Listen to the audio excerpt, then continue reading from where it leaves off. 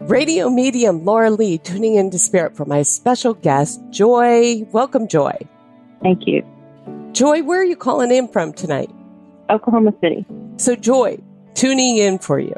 The first thing I get as far as spirit connections is I want to go to, I don't know if this is a dog that's here in the physical plane and or a dog in the spiritual plane. Maybe it's on both sides. I don't know.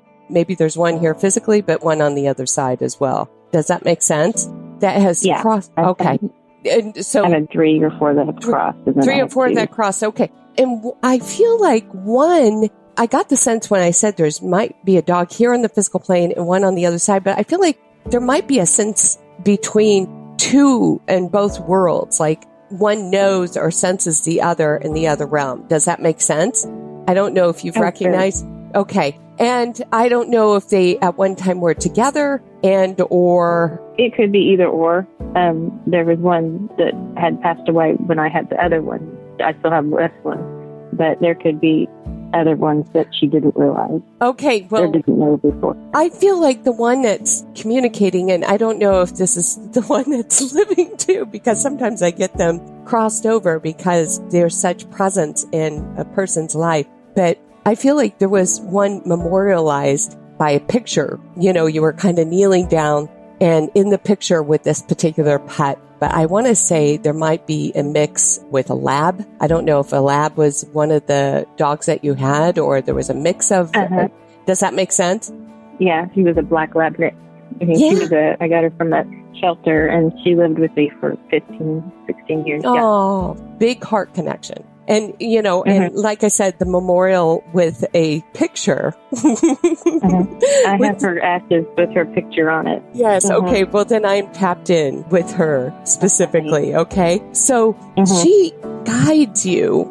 I want to say, as we go into this, dogs, you know, when I see them around an individual, they teach us their wisdom, which we all know can convey unconditional love, friendship, loyalty, and relationships. And it's something they impart upon us. Personally, I see dogs almost godlike. You know, you spell dog backwards and you got God.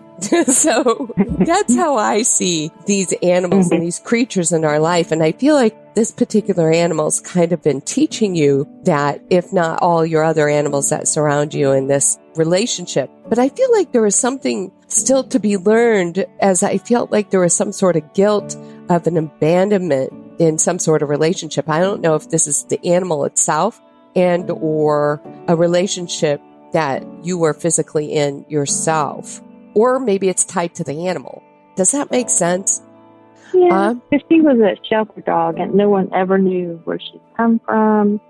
I mean, no one knew her past. I knew nothing about her past, and she was very scared of humans when I got her. I was one of the only people she ever related with. Yes. Well, that confirms that. I was just trying to understand why I was getting that sensation. I feel like this is on 2-dimensional. It might even be for the dog, but it also might transcend into a human relationship, because I feel like that's a dog's purpose in your life. Okay. So, I mean, that's the thing that comes to me. So, all right. So maybe this ties back a question about a child or a baby, a relationship that you might have been in, and about the question whether or not about a child and proceeding in a relationship due to a child or giving birth to a child. Does that make sense to you? Yeah, that does. Okay, so do you see how the dynamic? Absolutely does. Do you see how the dynamic, it almost coincides on 2 dimensions there with the animal, but also teaching us something in our own personal relationships with the loves in our lives, and really learning about true friendship, true loyalty, and unconditional love in a relationship. And I feel like this is what this animal is imparting upon you. And bar none, I think this one comes to your thoughts, if not already in your dreams. Is that correct? I've heard her bark before when I was in a real sleepy state. She does.